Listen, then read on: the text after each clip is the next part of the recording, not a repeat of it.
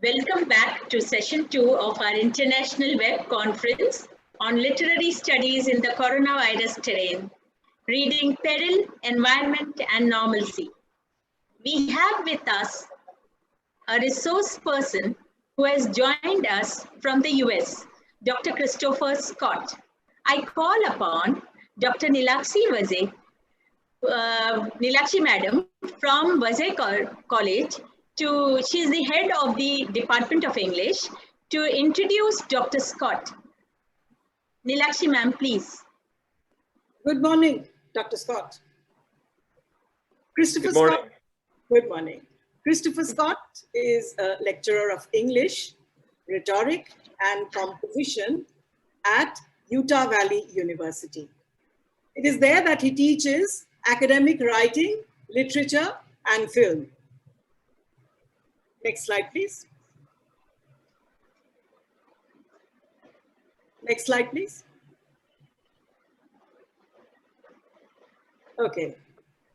Professor Scott's research interests lie in supernatural horror fiction and film, rhetorical criticism, and narrative representations of theological iconography, and the natural environment.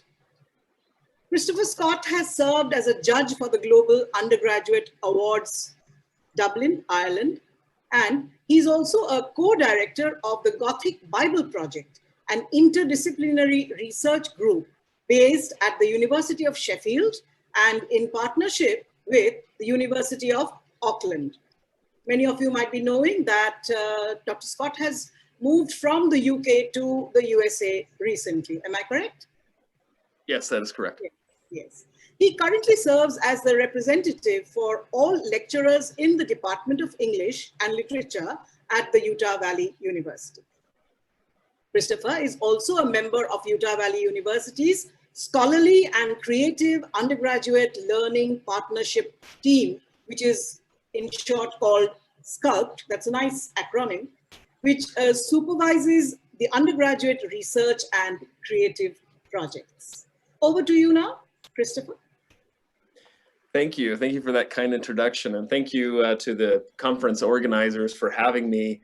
Like I said before, when we were talking, before we started this webinar, this is the first time I've ever participated in a conference through a medium such as this in kind of an all online environment. So this is something that I'm definitely looking forward to in participating with you all today. So thank you for having me. This is an interesting time we live in. And especially now with the theme or the topic of this conference, looking at peril in kind of in these times, and with COVID-19, and this has become very personal for me recently, because I just learned 3 days ago that my father tested positive for COVID-19. So fortunately he's doing well. And it's not affecting him as badly as it has other people. So when I say it becomes personal, it's actually hit quite close to home for me when a member of one's family actually comes down with an illness such as this. So so looking at these narratives, these supernatural horror narratives, we see almost this interaction with the natural environment, and it's occurring in a way where the physical environment itself almost becomes a character, or almost in a way becomes an agent and reacts against any human intruders or any human characters who enter into that troubled space. And so that's really what I'll be looking at today in this presentation.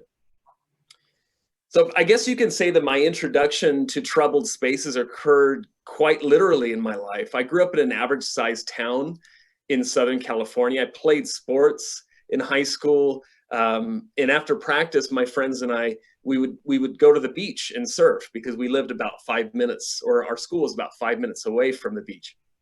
So we would go surf after practice, and that was quite commonplace for us. In California, you can drive at 16 years of age So most of us had cars, and we were able to drive to and from school. So getting to the beach wasn't difficult for us. It was on one of these days at the local beach. I'll never forget, even to this day. While in the water, I was getting ready to surf, and I noticed a dark shadow in the corner of my eye.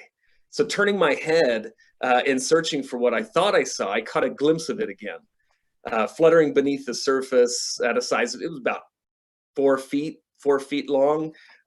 This dark mass, or this cloud, this dark cloud under the water, just moving toward me. Contrasting this with a white sea foam, this form hovered beneath the surface, and within about 2 arms length from me, just kept coming closer and closer.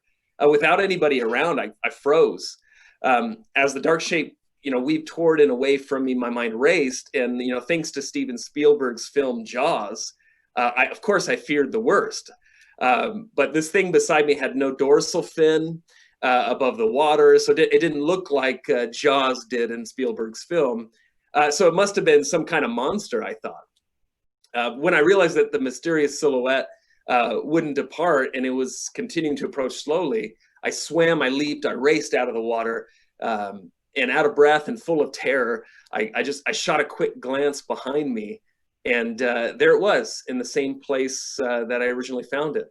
I was trying to warn my friends who were out at different places in the water. The shadow glided stealthily until it disappeared into deeper waters, never to be seen again. Seals, or sea lions, they frequent Southern California's shores, but none behave like that. To this day, my rational side wants to close the case as an encounter with a harmless sand shark. But thanks to writers such as H.P. Lovecraft and Stephen King, who knows what it could have been, really. All I know is that I was frightened and utterly vulnerable within a troubled space. So when the natural environment, be it flora or fauna, embodies a source of terror or horror, what we are experiencing, David Del Principe states, is the eco-Gothic at work. He also defines the eco-Gothic as taking a non-anthropocentric position to observe how the environment, species, and non-humans establish this fear.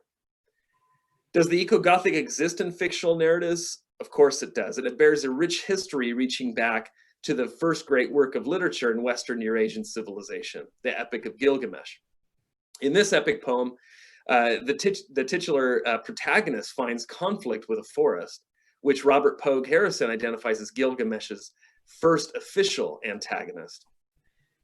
But since the publication of Mary Shelley's canonical Gothic novel, Frankenstein, the literary Gothic mode has portrayed narratives that engage with the human nature dichotomy. Such critics as Lisa Kroger, Catherine Lenone, and Tom J. Hillard have contributed recent scholarly investigations that evince environmental catastrophe and terrific constructions of wilderness in Gothic literature. Though they reveal an environmental discourse within Gothic fiction, their readings limit themselves to these texts, either from the 18th and 19th centuries or late 20th century horror films. Early 20th century literature, classic horror films, and animation exhibit a unique representation of modern society's ambivalent relationship with the natural world. And hitherto overlooked supernatural horror narratives from these media offer a glimpse of this cultural anxiety. One writer in particular from the early 20th century, Algernon Blackwood, substantiates this mentality in his fiction. Contemporary to Blackwood's works, horror films began a legacy that continues today. When Universal presented its pantheon of creature features, films revolving around titular iconic monsters, one film in particular focused on the physical environment and a monster which specifically embodied it, Jack Arnold's Creature from the Black Lagoon. In addition to horror films, animation similarly presents peril in the physical environment. Hayao Miyazaki's Princess Mononoke presents a perilous physical setting riddled with gods, demons, and spirits who not only respond to human intruders, but also threaten them with death. By closely analyzing an eclectic selection of multimedia supernatural horror narratives, this presentation will highlight how what Hillard refers to as Gothic nature, that is, the dreaded return of something from the past into the physical setting of the present, demonstrates hidden, deeply rooted anxieties that surface when humans become haunted by the physical environment in troubled spaces. In 1880, Blackwood's father relocated his family from Crayford to Shortlands House near Bromley, England. Blackwood held a special memory of this new home for two reasons. His fond holiday memories, which he discusses in one of his publications titled Christmas in England, published in 1890, and his nocturnal escapades, which he shares in his autobiography, Episodes Before 30. Blackwood would sneak out of his window and stroll through the garden with its variety of plants and flowers. This garden, which Blackwood describes with an aura of religious reverence and piety, provided the physical setting in which he could imagine numerous supernatural inhabitants and conduct his personal religious ceremonies. On some occasions, Blackwood would even bring his older sister. He describes how she, being a lover of mystery, would transform into something pleasantly ethereal in the nighttime garden. With all of the biblical instruction and religious confrontation Blackwood, and undoubtedly all his siblings, endured, his descriptions of nightly sojourns in the mystical garden with his sister, emphasizing peaceful solitude and childlike innocence, coincidentally reflect a biblically supernatural garden. Blackwood reconstructs these ethereal divine experiences in his fiction by regularly mooring narratives to Edenic and sublime landscapes. In English literature, Eden surfaces in Edmund Spenser's The Faerie Queene, an allegorical poem about Christian virtues with a network of allusions to various biblical concepts. Eden constitutes one of these concepts, and one of Red Cross Knights' varied custodies entail protecting the biblical garden from Satan. Another familiar literary text that explicitly highlights Eden is John Milton's Paradise Lost, with its vivid picturesque descriptions. Following a rich literary tradition of Edenic allusion, Blackwood's narrative, The Lost Valley, presents a supernaturally troubled garden as its primary setting. The narrator explains, the moonlight climbed with wings of ghostly radiance that fanned their way into the clefts and pine woods of the Jura all about him. Cool airs of night stirred and whispered, lights twinkled through the openings among the trees, and all was scented like a garden. Close quote. Anthropomorphizing natural elements, the narrator describes a garden seemingly replete with myriad life forms and supernatural sensations within a forested space. The Old Testament similarly describes how God creates Eden, plants Adam therein, and fills it with diverse earthly life. Blackwood's text shares with the biblical account the notion that Eden was not a desolate place. According to Genesis, Adam enjoyed the company of numerous living beings before he received Eve. Blackwood then builds upon this supernatural foundation by presenting the landscape in a sacred context.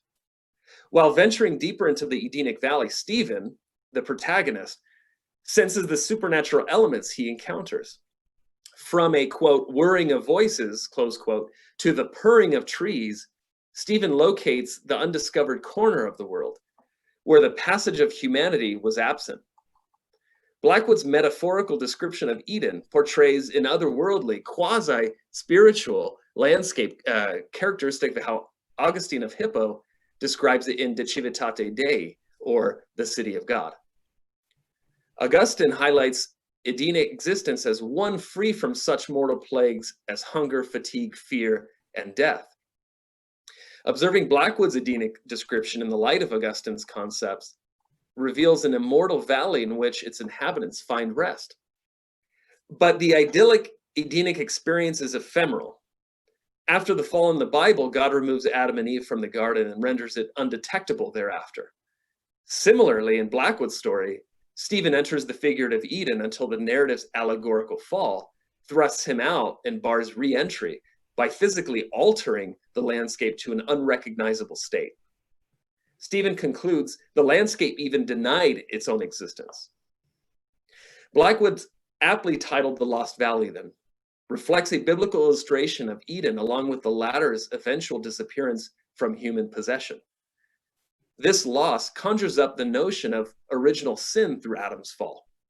And since Eden plays a significant role as the locus from which original sin emerged, Blackwood's focus on Eden shifts to its only human inhabitants and the foremost consequence of their actions.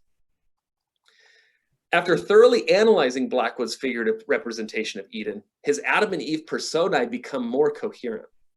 Blackwood's fictional tales often feature a male and female pair as lead characters, and in various cases, this companionship mirrors Christianity's first parents. The Lost Valley particularly follows this model and does so initially through a presentation of the Eve figure. Illustrating Eve prior to Adam recalls the magnum opus of John Scotus Eriugenes De Divisione Naturae, in which he divides the human composition between the internal representing Adam and life and the external representing Eve and temptation. Eriugenes' order seemingly observes the biblical presentation of events leading to the fall, since Eve allowed sin to enter her portion of the garden before Adam's. There is, therefore, a literal progression from the external to the internal, from the outer into the inner garden. The Lost Valley follows this developmental order through its catalytic Eve persona. Trouble in the plot arises when Stephen and his brother become enamored with Katya, a beautiful Eastern girl. The text wastes no time divulging Katya's geographical origins and does so to imply a connection to biblical history. Though the text states that Katya hails from the east, further clarification is necessary because her homeland, modern-day Georgia, actually lies in the biblically significant Middle East. The Bible describes 4 rivers branching from Eden, and one of these irrigational sources is the Euphrates. Katya's native Georgia occupies a substantial location, for the source of the river lies north of the Turkish city Erzurum, approximately 150 kilometers southwest of the Georgian border. Edward Robertson, a contemporary of Blackwood's, summarizes the likely sources of Eden and particularly highlights one region in and around present-day Armenia, a small country that borders Georgia. If Eden ever had a place on Earth, Katya's homeland would possess a legitimate claim to that belief. So Katya seemingly represents the troubled space in Blackwood's narrative. Blackwood further emphasizes Katya's connection to physical Eden by positioning her in the story apropos of temptation. Throughout the narrative, Katya tempts Stephen and Mark to the extent that each brother succumbs to her influence and willfully risks death. Death as a result of temptation renders unmistakable the biblical interest operating in the story. Stephen ventures into the supernatural atmosphere of the Edenic Valley, constantly reminded by the landscape of the fatal consequence of his decision. Stephen later learns that his brother dies first because of Katya's influence. Because the narrator always describes and presents the twins as a single unit, the death of one member while the other survives symbolizes almost Adam's transformative relegation to a mortal state in Eden. In other words, the immortal Adam dies and transfers life to the mortal Adam. Ruth Bienstock-Anolik proposes that Eve's fateful sentence lends continued weight and enduring power to the Gothic imagination, haunted by the post-lapsarian awareness. Anolik's analysis of Eve can be applied to the Lost Valley, and specifically Katya's depiction therein. Notwithstanding the emotional pull she exhibits on both Stephen and Mark, Katya neither offers pleasure nor satisfaction in the story. Attached to the Edenic setting, she acts in an antagonistic capacity and constantly reminds the protagonist of death. Adam, likewise, accepted supernal chastisement and death, that is, mortality, by eating the fruit Eve offers. Stephen and Mark identically respond to Katya's subtle temptation by embracing death. While in contemplation, Stephen declares, quote, "For her, by God, I'd let myself waste utterly to death," close quote. It is Mark, nonetheless, who ultimately suffers in an Adamic way in a supernatural landscape for the sake of the woman. Blackwood presents his tale with emphasis on biblical intertext through the Eve persona and supports the representation of the fall emerging from the story's Edenic garden and Katya's tempting nature. Blackwood's Adamic protagonist in The Lost Valley contends against the temptations of a female character in a struggle that terminates in the male protagonist's figurative or literal death within a troubled space. In the text, Stephen, sharing his forename with Christianity's first martyr after Christ's ascension, objectifies Adamic characteristics, commencing at the plot's inception. The text describes Stephen at the prime of his life, age 26 years old. And the narrator introduces him, Stephen, as he departs and ventures into the supernatural landscape in which he meets the Eve-like Katia. When he meets her, however, an emotional battle erupts within Stephen concerning his agency. Blackwood further troubles the space by planting a forbidden fruit through the guise of choice, reflecting Adam's literal circumstance in Eden. After Adam materializes in the garden, he discovers what he can and should not do. The Lost Valley entrenches this Adamic connection through an Edenic setting in which Stephen interacts with Katia and commits a biblically analogous fall. The text identifies a profound battle that Stephen experiences throughout the plot. Quote, "Temptation came upon him like a tidal wave that made the mere idea of resistance seem utterly absurd. He remembered wondering with a kind of wild delight whether it could be possible for any human will to withstand such a tempest of pressure." Close quote. Utilizing tempestuous metaphors, the narrator seeks to convey the extent of Stephen's internal struggle. And by so doing, the text offers a deeper understanding of the robust temptation originating in Katia, and by extension, her surrounding supernatural environment. No other woman in Stephen's lifetime had affected these reactions within him. The text later reveals Stephen understood that to remain with Katia in this otherworldly landscape, he must endure death. Quote, "Given Stephen and given the particular problem, it was the only way out." Close quote. Like Adam, Stephen comprehends what must transpire to continue onward in union with Katia, where the frontiers of his being melted, then extended to include her. Stephen would undergo a transition. The frontiers of his being could merely signify an emblematic depiction of the limits of his body and soul, and their melting away to include Katia marks figurative reunification, which Genesis can help us clarify. After God forms Eve, Adam declares, "This is now bone of my bones and flesh of my flesh." From the beginning, Adam understands the intimacy of corporeal union that he and Eve must share. The Old Testament also supports this idea when the scriptures divulge the literal occurrence of Adam and Eve's first sexual encounter when, quote, "Adam knew Eve his wife," close quote. Stephen similarly exhibits a newfound intimacy with Katia. Blackwood's text explains, he felt he was moving towards someone whom he had known ever since he could remember, and who belonged to him as utterly as if from the beginning of time, his possession of her had been absolute. Though Stephen observes Katia for the first time, the narrator divulges visceral sentiments that Stephen experiences in her presence. Milton's Adam similarly expresses his passion for Eve when he encounters her for the first time. Quote, "And in her looks, which from that time infused sweetness into my heart unfelt before, and into all things from her air inspired the spirit of love and amorous delight," close quote, close quote.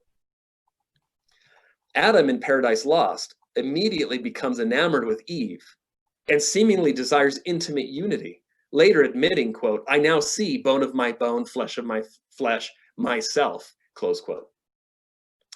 Milton's version not only aligns closely with the biblical account, but also elaborates it slightly by presenting Adam's visual perspective. Blackwood Stevens similarly portrays this Adamic passion and extends it. After Katia is alone in the wilderness for the first time and vulnerable, Stephen seizes her in a frenzy of intimacy. Quote, "The next instant he held her smothered in his arms, his face buried in the scented hair about her neck. There was an unbelievable time of forgetfulness in which touch, perfume, and a healing power that emanated from her blessed the depths of his soul with a peace that calmed all pain, stilled all tumult, a moment in which time itself for once stopped its remorseless journey, and the very processes of life stood still to watch. Leading up to this emotional ejaculation, Stephen has only gazed at Katya from afar, never able to meet her in person. This chance meeting, therefore, constitutes the first time they physically encounter one another. And Stephen exhibits Ambrosio-like behavior from Matthew Lewis's Gothic novel, The Monk, a Romance.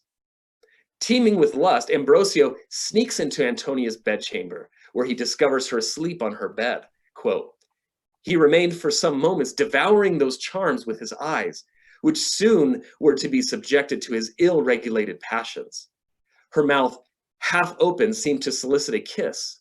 He bent over her, he joined his lips to hers, and drew in the fragrance of her breath with rapture. This momentary pleasure increased his longing for still greater. His desires were raised to that frantic height by which brutes are agitated. He resolved not to delay for one instant longer the accomplishment of his wishes, and hastily proceeded to tear off those garments which impeded the gratification of his lust." Close quote. Like the violating Ambrosio, Stephen discharges ravishing extremity, behaving as if he and Katya exist on sexually intimate terms. Blackwood presents Stephen in a type of lustful frenzy, finally releasing constrained passions with which he had been battling since having first discovered Katya. Though the narrator never explicitly states whether or not they copulate, Katya's description suggests some type of sexual interaction. Quote, "She stood there, her soft eyes puzzled and surprised, looking hard at him, panting a little, her breast heaving," close quote. Katya is clearly aroused. She remains fixated on Stephen and finds herself out of breath. Blackwood entertains the thought of sexual intimacy primarily to demonstrate Stephen's intimacy with Katya vis-a-vis Adam's knowing Eve. Undoubtedly, Blackwood achieves this aim because, especially at this juncture in the narrative, the visceral connection between Stephen and Katya that suggests and later substantiates an analogous nexus with the biblical depiction of Adam and, inevitably, his catastrophic fall. Blackwood's biblical scaffolding in the troubled space of the Lost Valley aids in excavation of a submerged human anxiety of original sin. Dread caused by original sin could lie at the cultural heart of Western civilization's anthropocentric approach to interfering with and dominating the post-lapsarian landscape.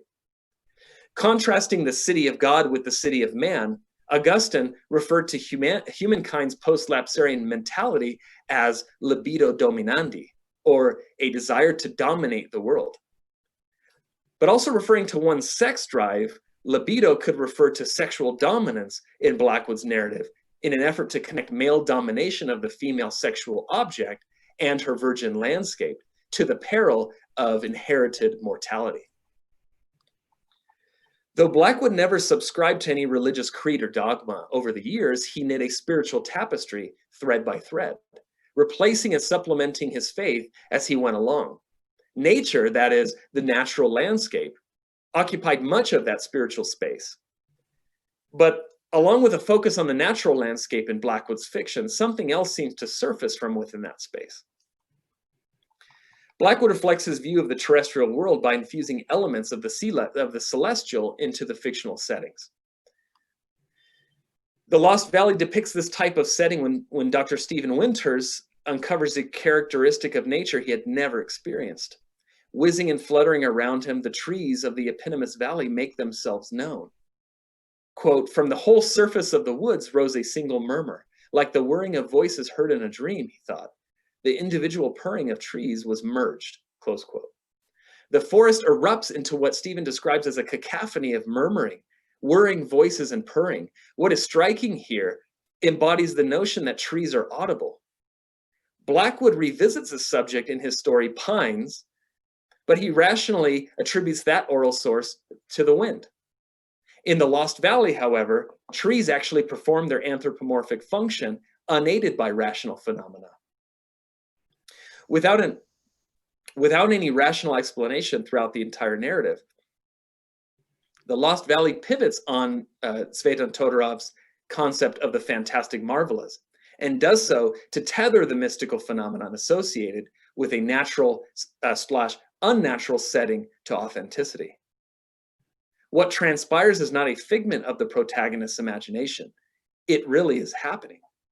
Trees are audible because they possess emotions. They move because they are alive. This alternative reality facilitates the emergence of Blackwood's own interpretation of the natural landscape throughout his fiction. The concept of the natural-unnatural setting resurfaces elsewhere in Blackwood's oeuvre. Toward the end of the 19th century, unexpected physical movement among plant species became a known topic of scientific investigation. Following such publications in 1875 as On the Movement and Habits of Climbing Plants and Insectivorous Plants, Charles Darwin presents theories on plant mobility in The Power of Movement in Plants, published in 1880, in which he concludes that plants react to external sources, namely the sun, and exhibit movement for survival. Demonstrated in such literary examples as Phil Robinson's The Man-Eating Tree, H.G. Wells's The Flowering of the Strange Orchid, and Fred M. White's The Purple Terror, late 19th century fiction considers locomotion within regnum herba, dealing with sentient and/or mobile plant species.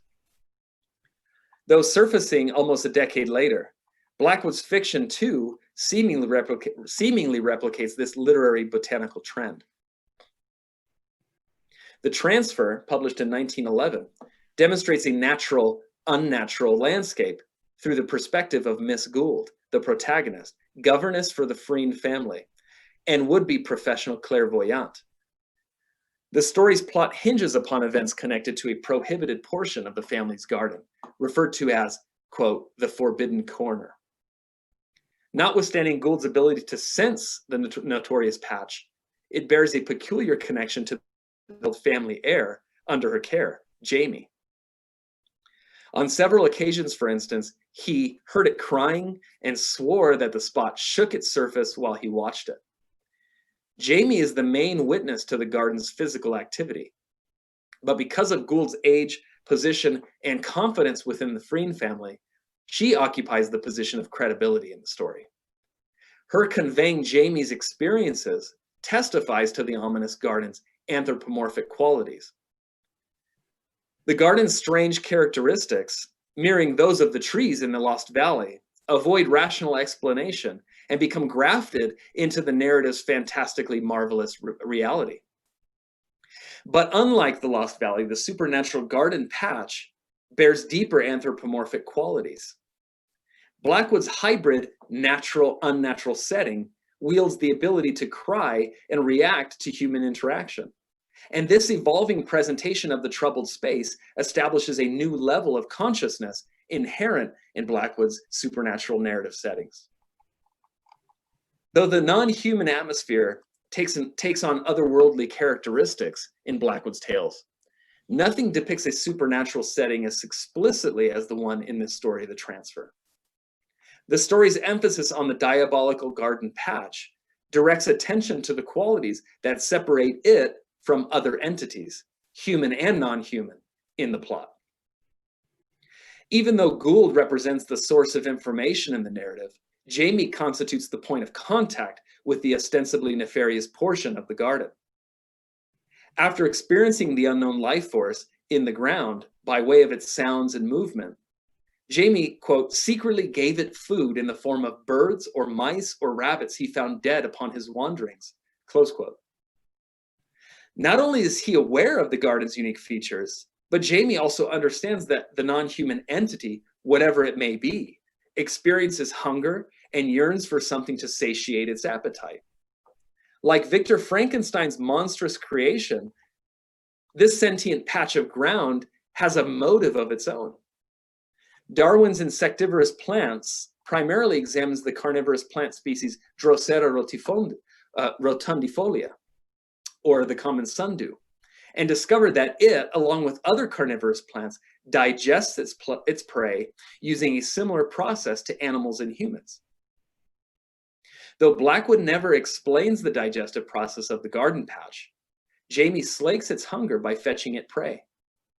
Jamie's connection to this non-human being becomes substantial through highlighting the conscious condition of the latter.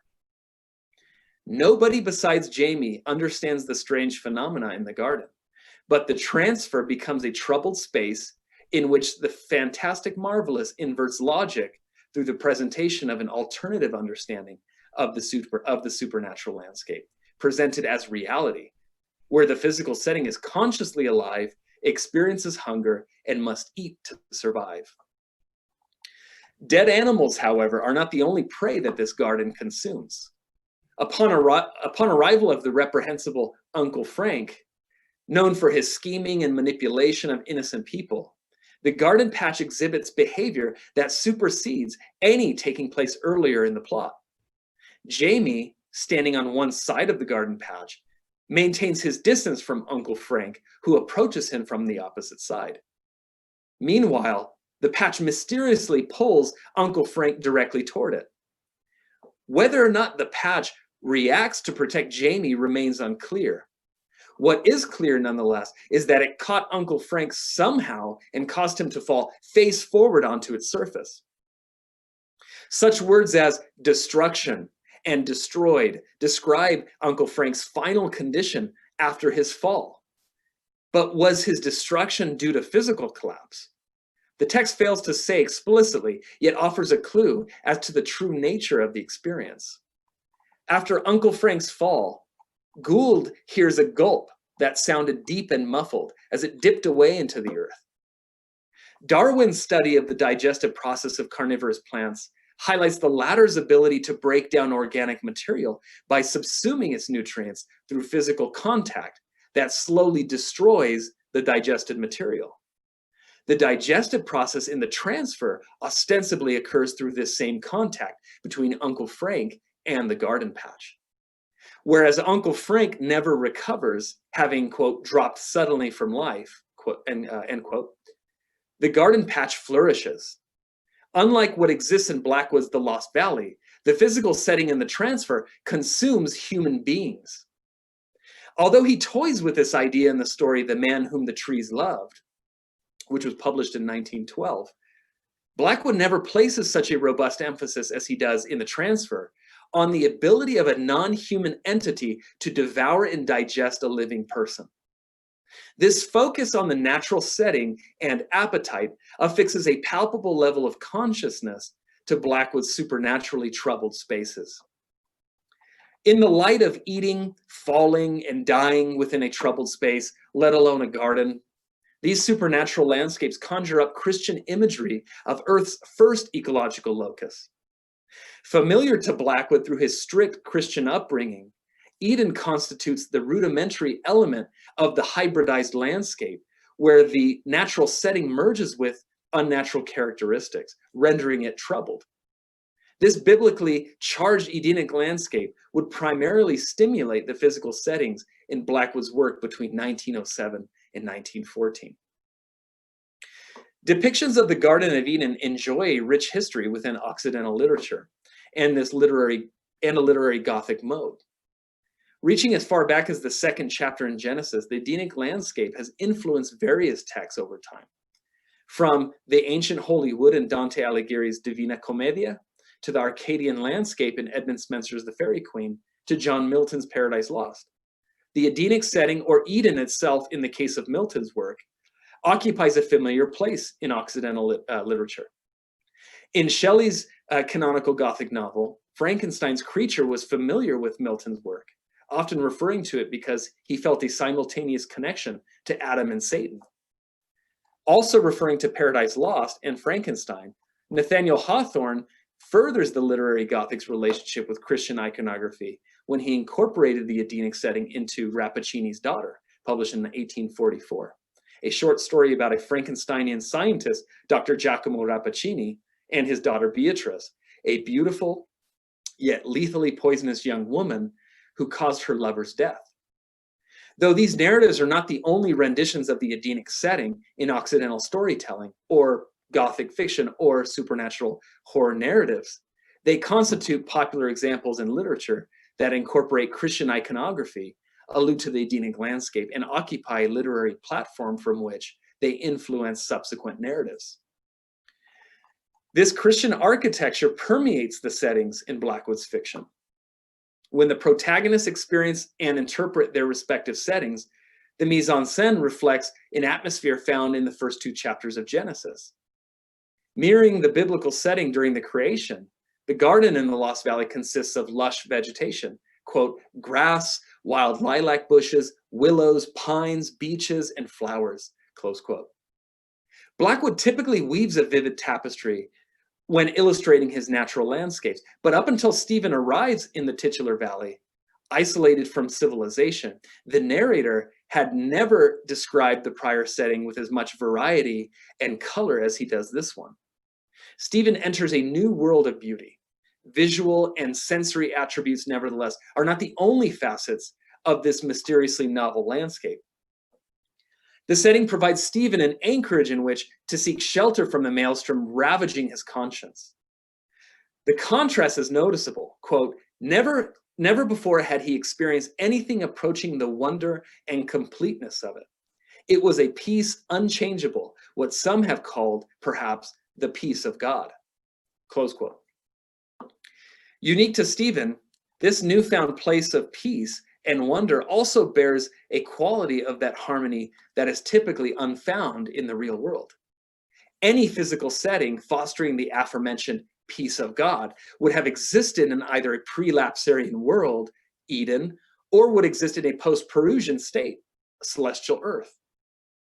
Augustine notes that humans only, quote, live in peace, that is heavenly peace, found in the city of God. For Blackwood, his natural landscape refers to and bears these paradisiacal qualities. And his grammatically mechanical use of the em dash places emphasis on the concept of godly peace, evidently inexistent outside the celestial zone. It is within this otherworldly landscape where Blackwood again connects his troubled space to the Garden of Eden. Blackwood is explicit about the supernatural setting to which he refers. When the governess describes the narrative setting in the transfer, she leaves no ambiguity when she describes it as a, quote, big garden with wonderful flowers. What I find captivating here is the scale of the garden's size in the story. Gould describes the garden as if it were the only world she ever knew. The interpretation is fitting because the epicenter of the story's action and climax exists at the heart of this lush space. Blackwood emphasizes the paradisiacal nature of this garden, but this time not through mere mechanics or syntax. According to Jack Sullivan, Blackwood prefers to, quote, suggest rather than define, close quote, which is what he seemingly does here. The garden admits Edenic characteristics not through narrative explication, but through character action. Only 3 characters can experience the full spectrum of the garden: Jamie, Gould, and Uncle Frank. David Punter and S.T. Yoshi highlight the interpersonal triangles in Blackwood's fiction characteristically among 2 males and a female. This case seemingly follows suit in a biblical way because these characters allude to the trio of the fall: Adam, Eve, and Satan. In the transfer, Jamie is a perceptive youth who is innocent and dependent on his father. His sole actions in the narrative occur within the garden he tends. Gould is a clairvoyant young woman who shares Jamie's innocence in the narrative and whose main actions likewise remain confined within the garden. Uncle Frank, on the other hand, is described as a supernaturally antagonistic force who, quote, vampires the vitality of others and tempts his victims with his Eastern eyes. When these characteristics are compared to those of Adam, Eve, and Satan, they bear striking similarities. Like Jamie and Gould, Adam and Eve are innocent and childlike, restricted to Eden until after the fall. Uncle Frank reflects the image and actions of Satan. He is described as having a diabolically wide face, a dangerously persuasive demeanor, and lives off the bodies and lives of others, as if he is missing something himself. Blackwood ostensibly patterns his 3 characters after their biblical counterparts to emphasize the setting in which the latter originally confronted one another: Eden. A darker reflection of Eden, moreover, surfaces in Blackwood's short story called The Damned, when the protagonist, Bill, wanders through the spacious grounds of a deceased evangelical pastor. Bill notices that the beautiful garden that he observes harbors a dark secret that taints its image with evil. Quote, "For I saw as with the eyes of a child what I can only call a goblin garden. House, grounds, trees, and flowers belonged to a goblin world. The goblin touch lay plainly everywhere. What ought to have been fairy, joyful, natural was instead uncomely to the verge of the grotesque. Spontaneous expression was arrested. My mind perceived a goblin garden and was caught in it. The place grimaced at me." Close quote. Like Frankenstein's experiment, the evangelical pastor's garden creation had gone terribly wrong. And Blackwood's protagonist almost recoils at the sight of such a hideous creation, akin to Victor's fright at the sight of his own finished monstrous product.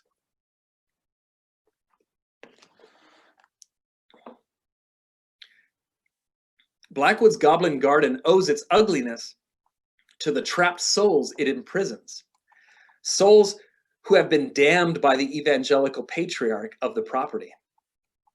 Like Victor's creature, these souls must suffer the torment of rejection and manifest their sorrows through revenge. They endlessly contaminate the pastor's precious garden with evil.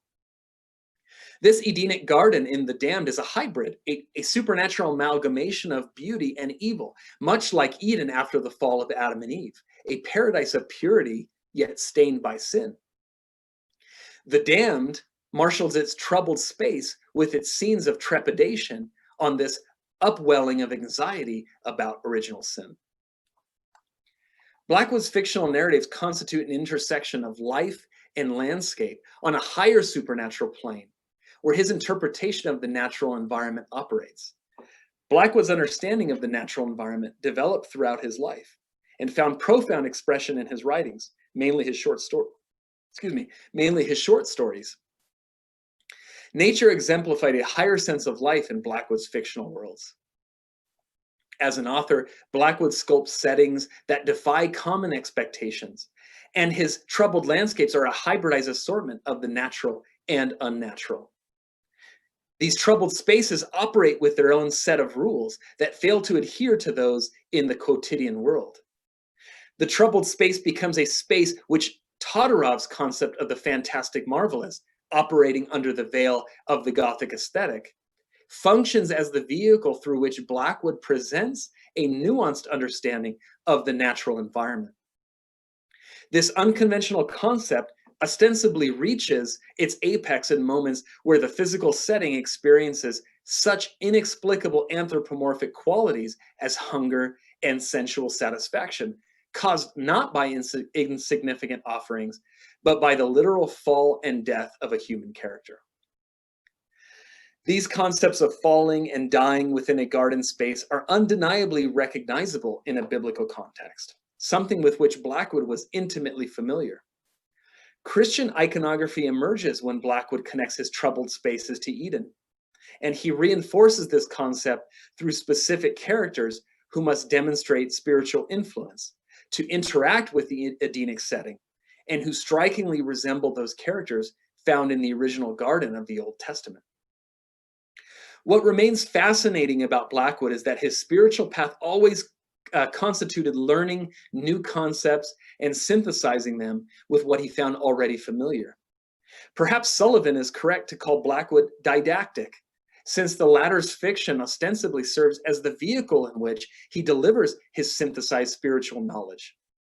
In an increasingly modernizing industrial society, Blackwood seemingly felt the weight of responsibility, almost like the biblical prophets, to warn his generation against forsaking the requisite spirituality for re-entry into the bliss of a once savored Edenic paradise.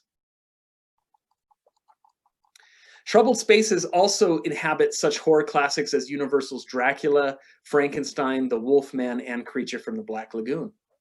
These films resurface to convey, some more than others, their interpretation of familiar supernatural horror stories and/or themes. One monster from Universal's pantheon, however, may have accomplished more than merely frighten its audience. Produced during the 1950s, Jack Arnold's Creature from the Black Lagoon suggests a novel way to interpret the horror narrative. Current scholarly discourse highlights the adhesion of American horror films of the 1950s to their contemporary political climate.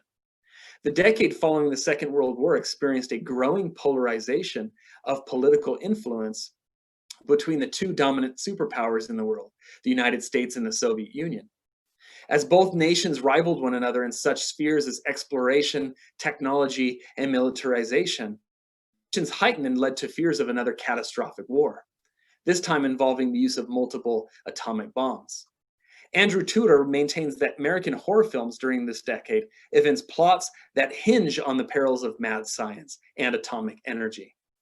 David Punter and Glennis Byron also endorse this position by noting how these films, quote, encode arguments about the Cold War, close quote, relating to fears of Soviet invasion and communism. Black Lagoon, however, follows a different formula. Invasion in this film derives from an environmental rather than political mold.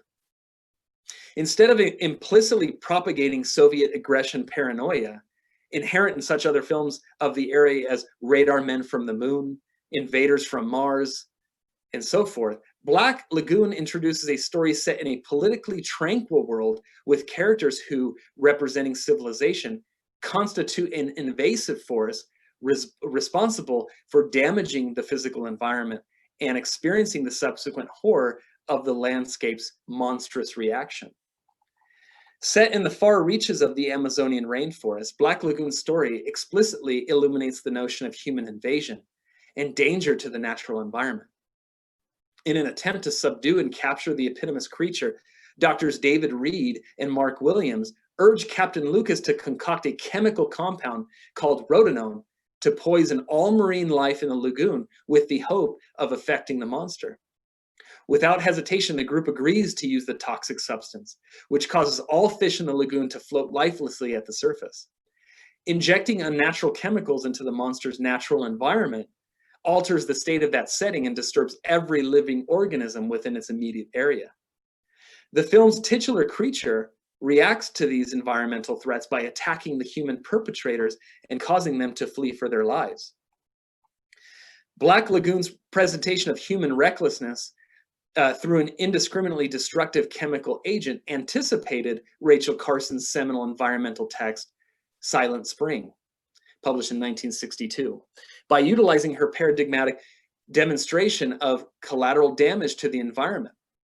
In the volume's narrative portion titled A Fable for Tomorrow, Carson presents a fictional story of a small American town that experiences catastrophic change by the destructive effects of the chemical pesticide DDT. The anthropogenic disaster, what she refers to as, quote, the evil spell, close quote, silences all non-human life within and around the town. Like the devastated organisms in Silent Spring, those in the Black Lagoon encounter chemical poisons and suffer death as a result of human irresponsibility and domination. In short, Creature from the Black Lagoon conveys an environmental discourse that evinces a human-centered relationship between humanity and the physical environment. This cinematic production explores how scientists approach the natural landscape with a blatant disregard for anthropogenic damage. This mistreatment of the biosphere thus renders the physical setting a victim of anthropocentrism, and the environmental monstrosity in this film constitutes a collective non-human reaction to this detrimental mindset, while simultaneously illuminating its disastrous effects. This brief examination highlights the possibility of adding an environmental lens to the limited scope through which current scholars read this period of American horror cinema.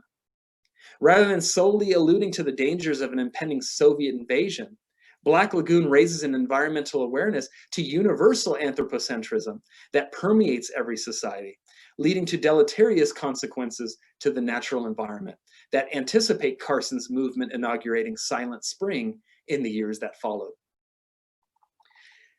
Animated films also depict human interaction with these troubled spaces.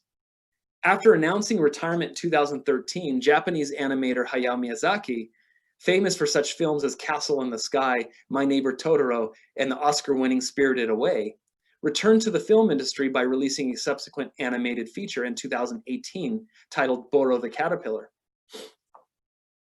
This film's nature-based theme plays a significant role in Miyazaki's cinematic homecoming, considering its anticipated nod back to an earlier production, Princess Mononoke. Celebrating its 20th century in 2017, Mononoke, the story of a feral girl and a prince who battle an evil curse, remains one of Miyazaki's most popular works. Yet, notwithstanding its overall positive reputation, scholars continue to overlook this film. What separates Mononoke is its treatment and representation of the natural world.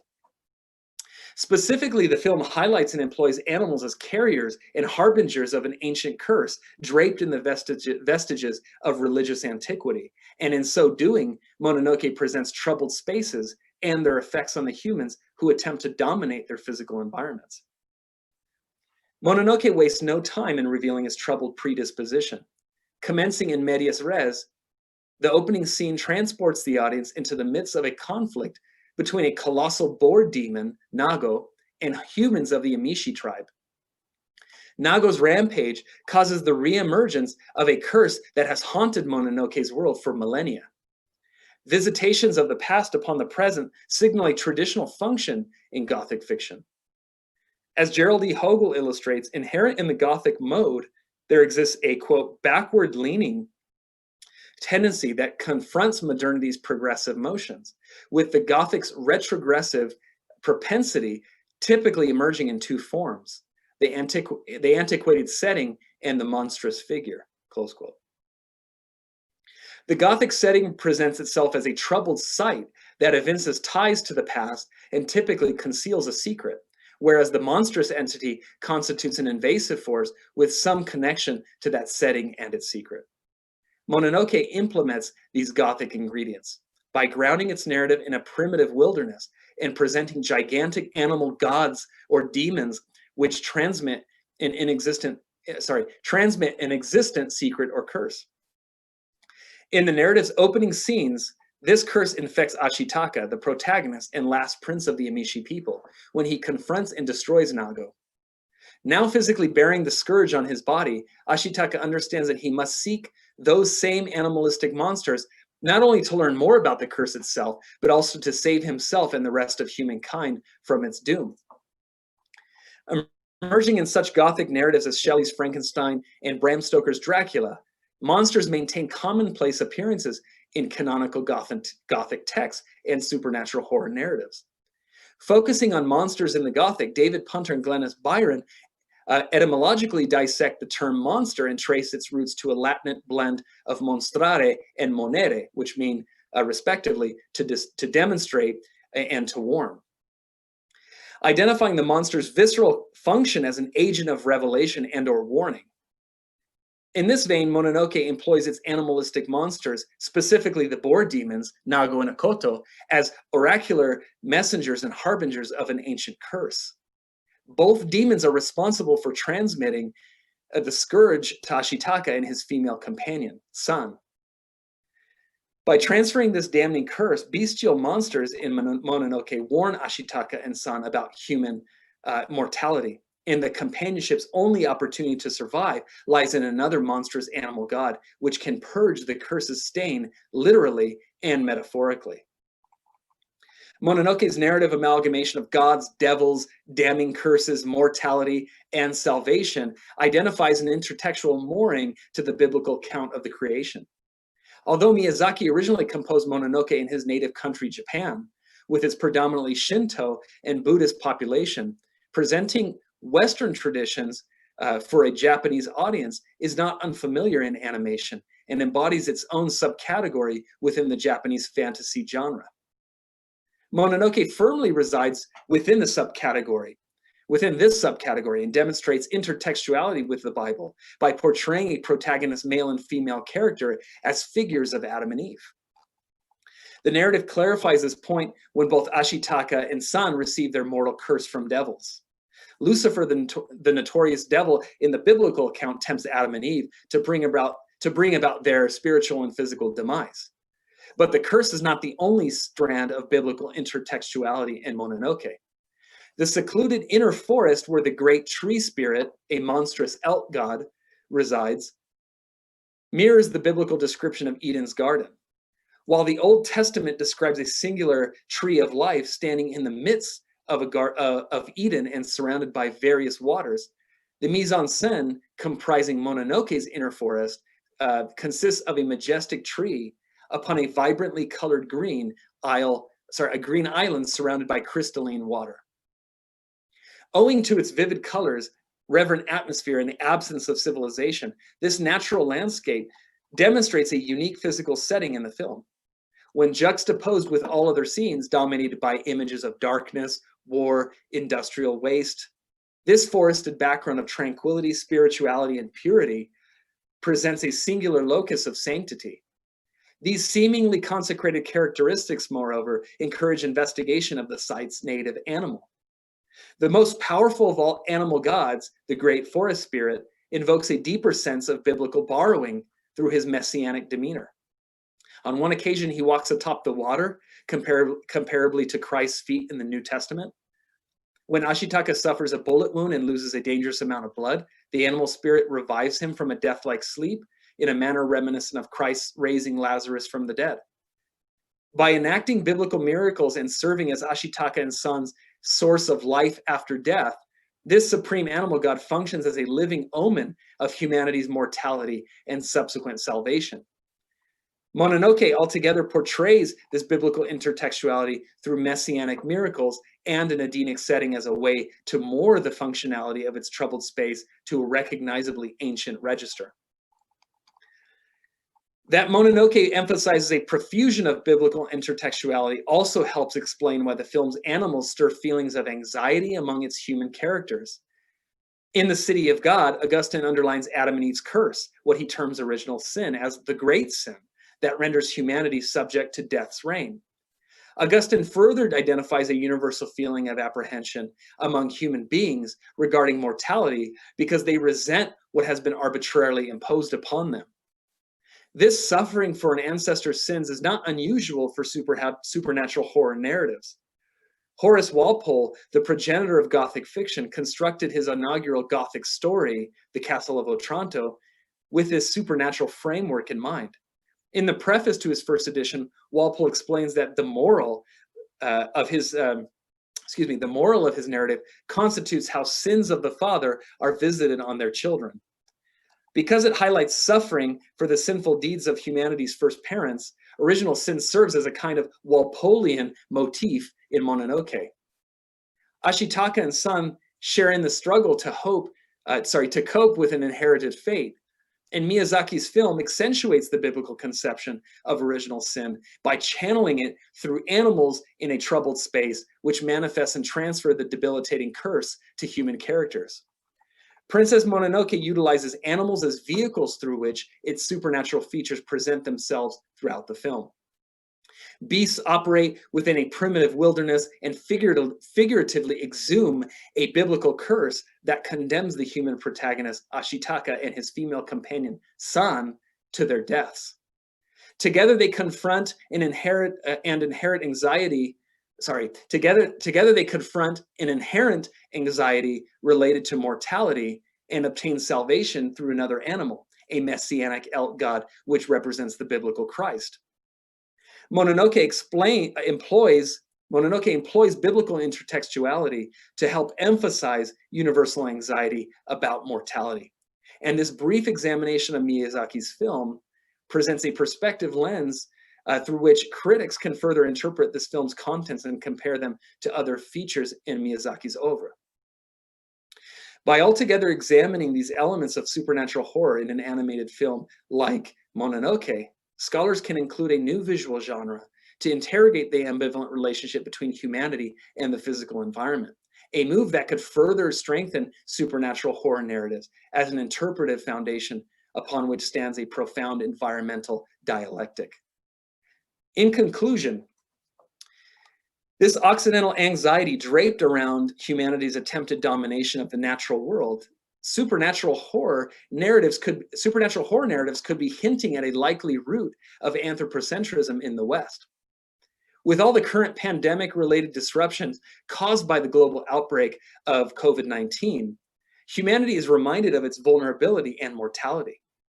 An agent of the physical environment, a virus, like the various monsters in the aforementioned stories, horror films, and animated work, can create troubled spaces for human hosts.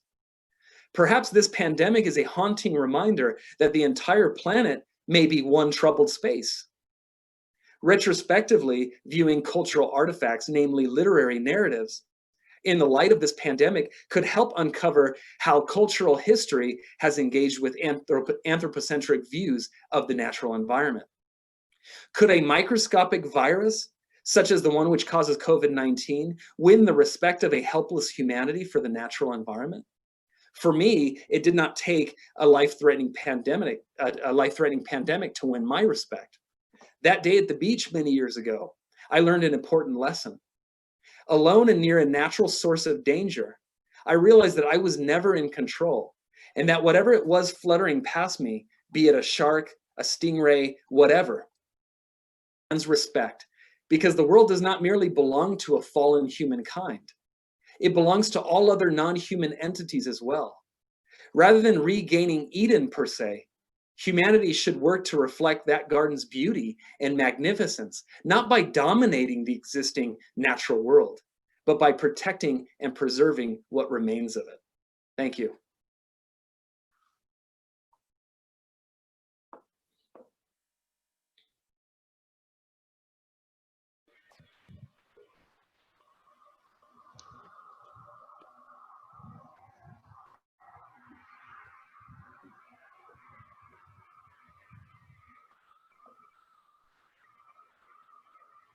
Thank you, Dr. Christopher Scott, for this enlightening talk.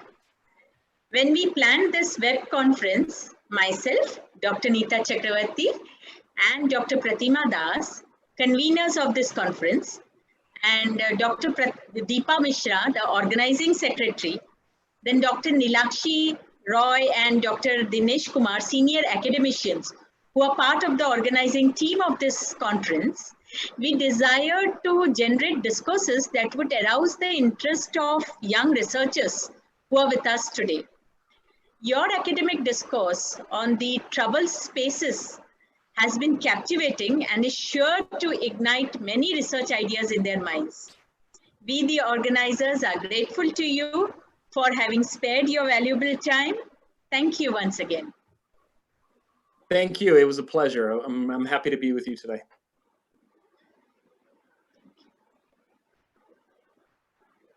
Are there any questions? Shyam, Ashwati, anyone who is participating, if there are any questions? Devi Prasad, are there questions? Yeah, there are some. Right now, no questions, only feedbacks are coming. So shall we ask them to ask questions? Neeta? Yeah, are there any questions? You all are requested to share in the chat if there are any questions. There is an observation of a student who has said that, it's not a question, but it's an observation. In fact, a PG student who has said that she appreciates the work of Miyazaki in the presentation. That is what she said. There is a question, Devi Prasad, from Meera Kasiraman. Neeta? See the chat, there is a question. Devi Prasad asks two questions. Akshat Shukla and Meera Kasiraman. Yeah, Meera Kasiraman asks a question. Could you recommend a critical theory, a conceptual framework or tool that discuss troubled spaces in general, not particularly Gothic, like Foucauldian heterotopias, for instance? Could you repeat part of that question? Was that, did you say in light of gender? I didn't hear that. I'll repeat my question. Could you recommend a critical theory, a conceptual framework or tool that discusses troubled spaces in general, not particularly Gothic, like Foucauldian heterotopias, for instance? You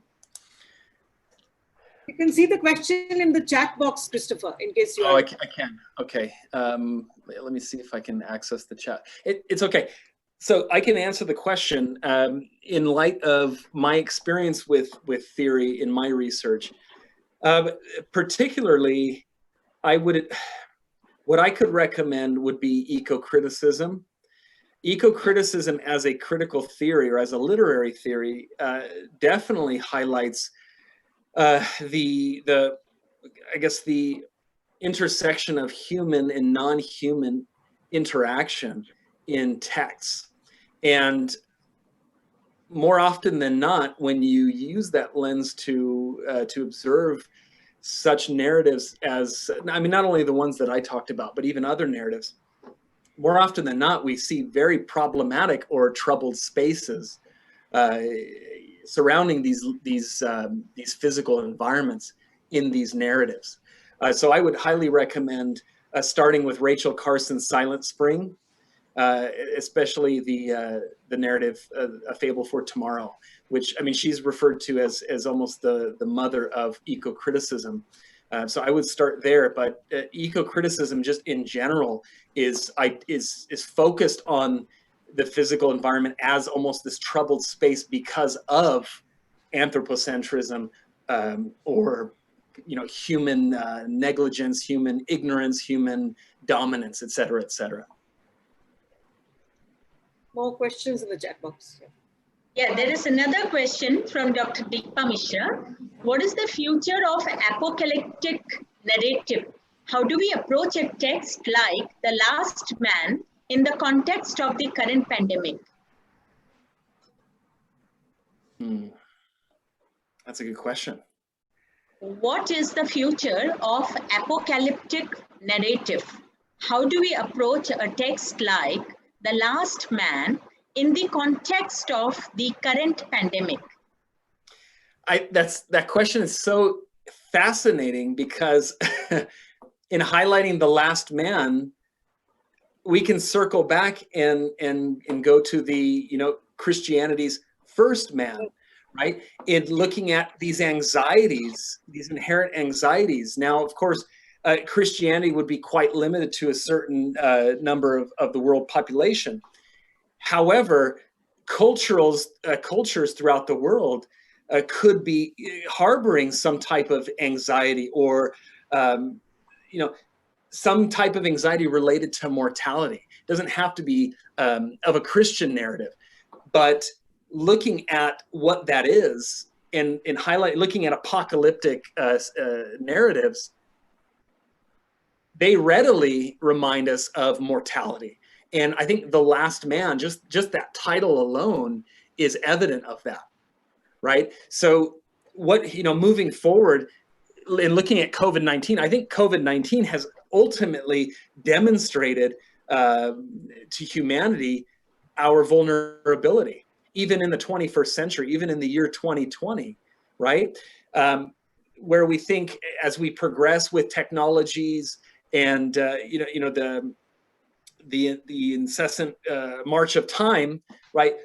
Perhaps that's our hubris, is we feel like we control more, we dominate more of what is essentially always has been a troubled space, right? So I think to answer this question, I hope I'm answering the question fully.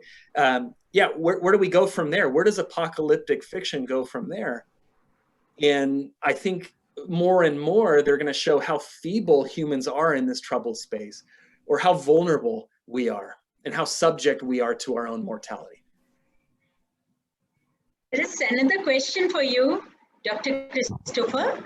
Why is the supernatural mostly associated with the evil in our popular cinema and literature when it could be as much about the good as the evil?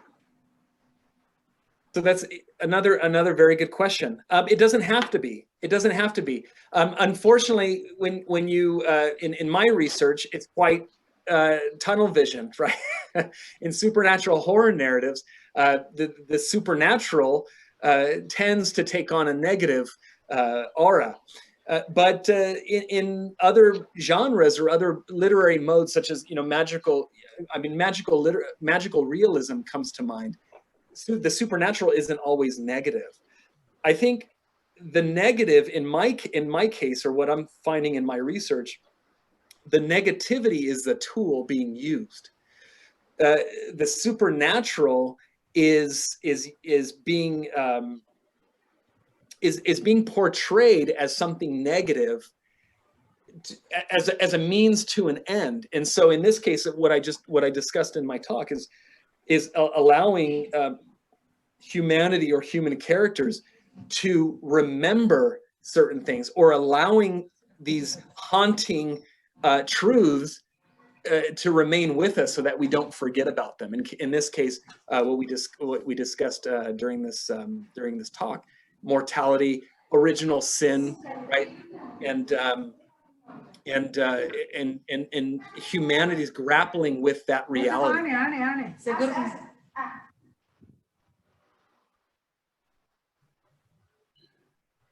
Yeah, there is another question, I think, from some student. Don't you think that we can include T.S. Eliot's Wasteland into this category about the degradation in the society? Absolutely, absolutely. And T.S. Eliot's Wasteland would be another example of a troubled space, and maybe for different reasons, or maybe even for the same reason, right? Maybe that space is highly troubled because of this haunting or this looming reality that is mortality, brought on by the First World War, formerly called the Great War, and a catastrophic event in history at that time brought a lot of people to realize that humanity is not as immortal as maybe it once thought, right? So yeah, absolutely, I would see Eliot's The Wasteland, fitting that mold.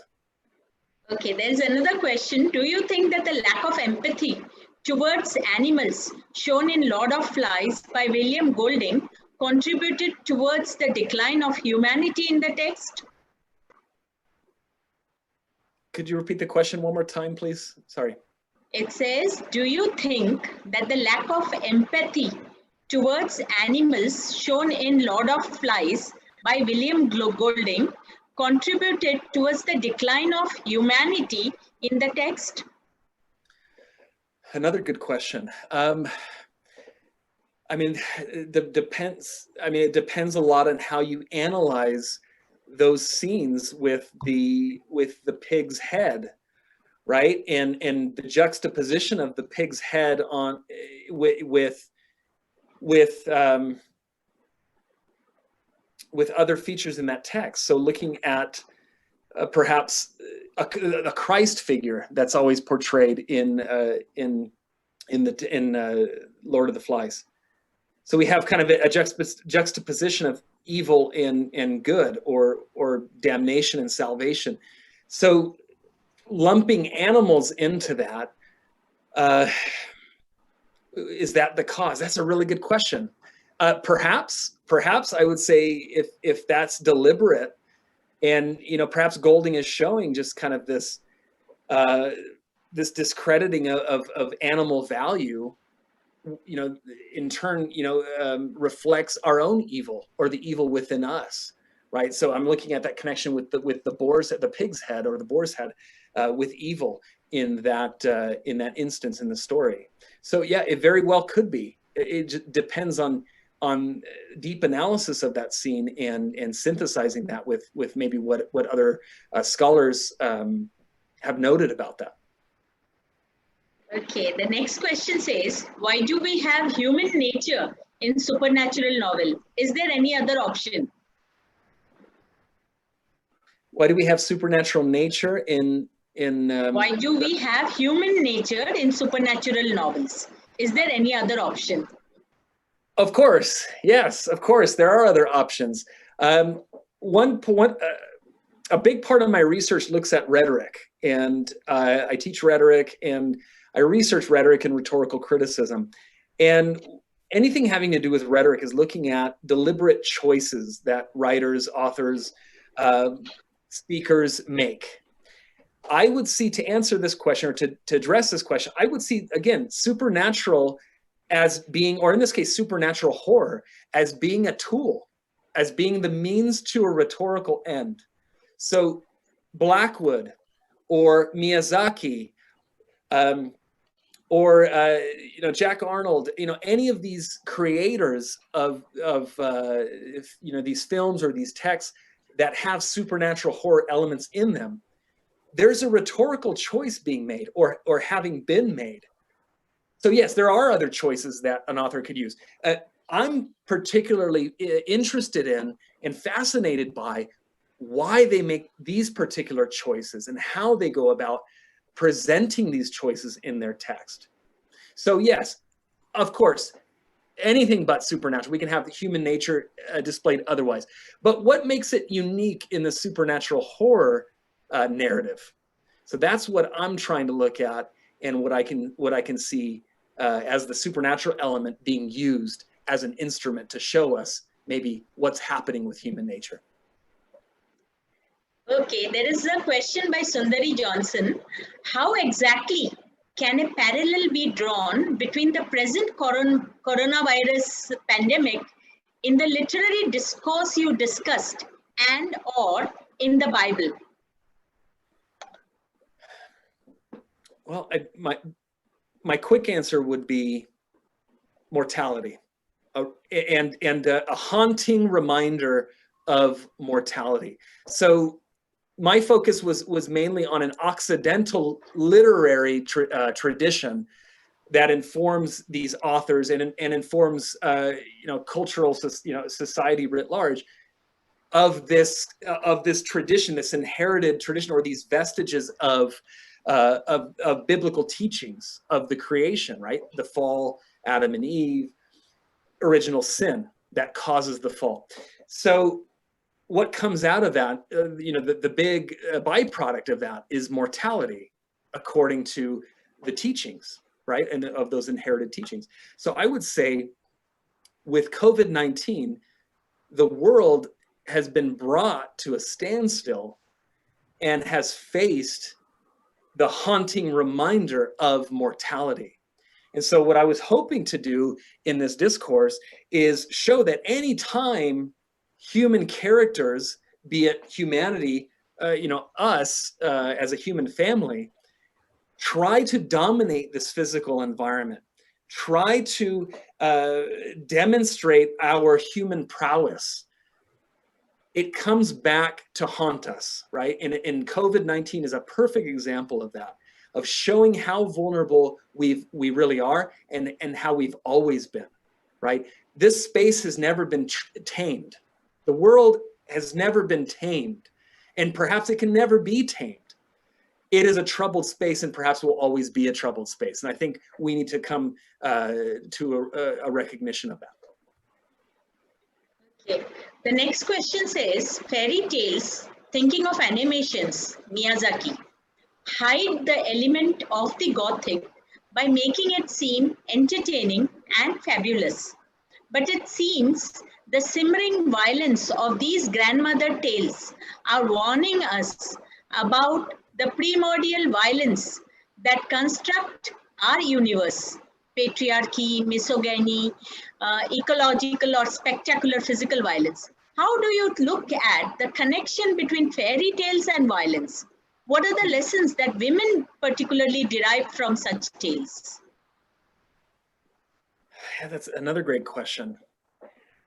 Fairy tales, fairy tales are famous for their messages, right? Their morals that they have, seemingly baked into them, and they are overly didactic in nature.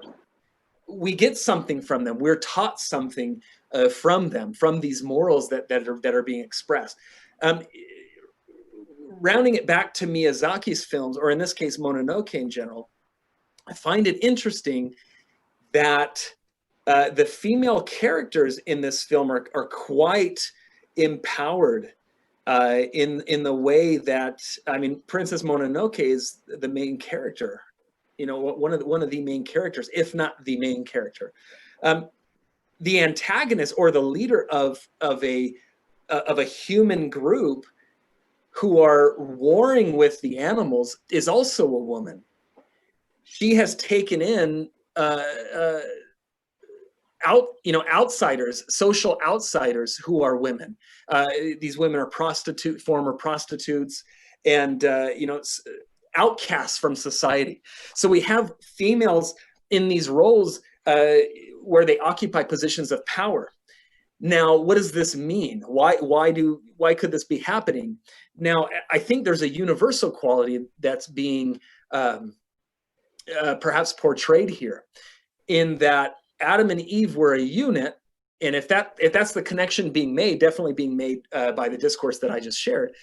If they're a unit, they can rise as a unit, they can also fall as a unit. And so I think despite where these women are in Mononoke, in these positions of power, they are also vulnerable to the same evils or the same haunting reminders that men are, right? So they're not exempt from these things.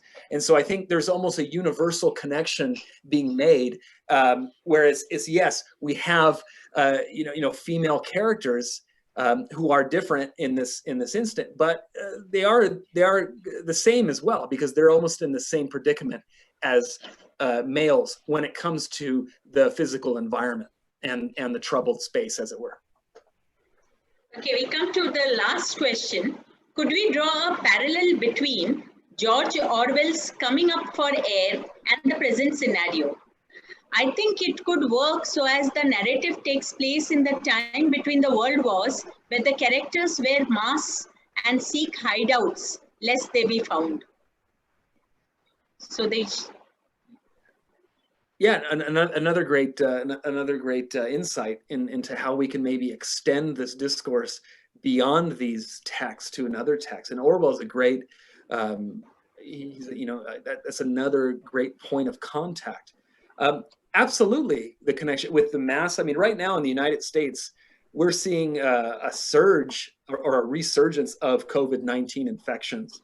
And there's a lot of discourse about whether state governors should make face masks mandatory.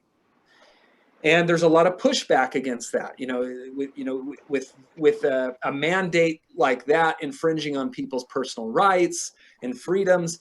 But then there's this looming kind of question about collective good. Like what do we do about the collective good? What do we do when personal individual rights are now affecting the collective good or the collective health of a society? So the connections, I think, can definitely be made in terms of masks, just masks as a point of comparison. But even Orwell's 1984 in looking at totalitarianism and the effects of that on a society. And could a disaster such as COVID-19 render us so vulnerable that we become almost susceptible to a type of totalitarianism, right? Or a sacrificing of certain things, whatever they may be, in order to have security again, or in order to be virus-free or pandemic-free, if that is in fact possible. And I think another place, and I'll just end on this, another place that I think it would be interesting is the idea of a vaccine. Now, when a vaccine comes out, eventually, we hope, right? The entity who controls that vaccine will have a lot of power, right? Because the demand for that vaccine will be astronomical. Could that, excuse me, sorry about that. I had a FaceTime communication came in. I hope you didn't hear that ring. Anyway, sorry, I was saying that the entity that has the vaccine, because of the demand, could that make us susceptible to a type of totalitarianism or some type of unfairness or unethical treatment? Because we desire, we need this vaccine because it'll return us to quote unquote normalcy, right? So that connection could also be made. I'll end on that. Sorry, I was talking too much. That was a wonderful session. I think it was very satisfying for all of us. Quite an enthralling and vibrating session. Thank you, Dr. Christopher. Thank you so much. And again, thank you for having me. It was a pleasure. Thank you. This brings us to an end to day one of our 2-day international webinar. With this, I declare that the day closed or the session closed. Thank you. Thank you. Goodbye. Goodbye.